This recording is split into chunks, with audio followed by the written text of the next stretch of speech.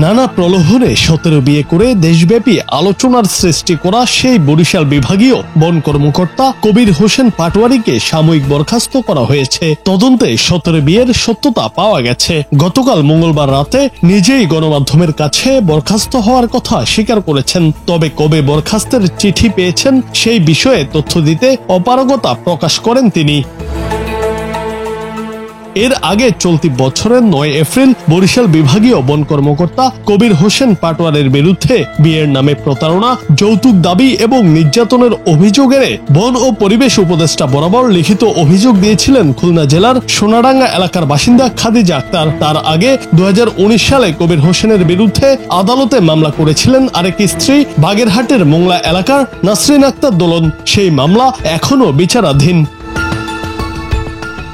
সবশেষ গত 9 এপ্রিল দেওয়া স্ত্রীদের অভিযোগের পরিপ্রেক্ষিতে পরিবেশ, বন ও জলবায়ু মন্ত্রণালয় থেকে তদন্ত কমিটি গঠন করা হয়। 11 সেপ্টেম্বর তদন্ত কর্মকর্তা মন্ত্রণালয়ের যুগ্ম সচিব সাইদুর রহমান বরিশালের সরেজমিনে তদন্ত করেন।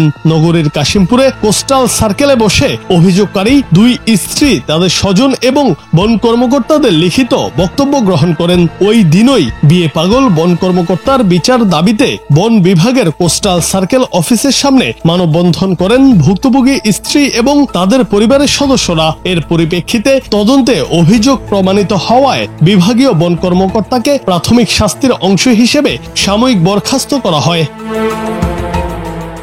চাঁদপুর জেলার তুষপুর গ্রামের মোশাররফ হোসেন পাটোয়ারের ছেলে কবির হোসেন এর আগে ঢাকা, খুলনা, সিরাজগঞ্জ, বাগেরহাট সহ দেশের বিভিন্ন জেলায় কর্মরত ছিলেন।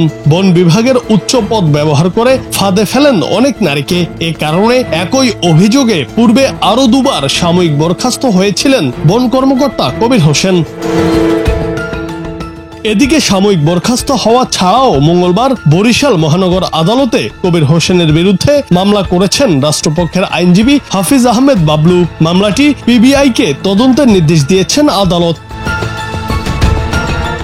জুনায়েদ আহমেদ, বাংলা টিভি।